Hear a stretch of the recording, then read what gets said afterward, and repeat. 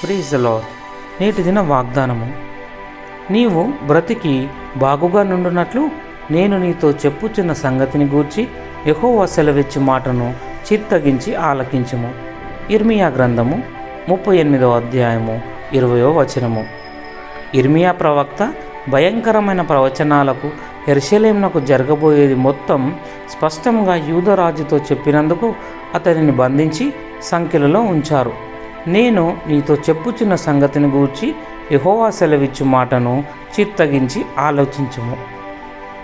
ఆ సత్యాన్ని అనుసరించడంలో సిద్కియా విఫలమయ్యాడు. చివరికి బబులోనీయులు పట్టుకొని రాజును అతని కుమారులందరినీ చంపి నగరాన్ని తగలబెట్టారు. ఒక విధంగా సిద్కియా ఎదుర్కొన్న గందరగోళాన్ని ప్రతి మానవుడు ఎదుర్కొంటాడు.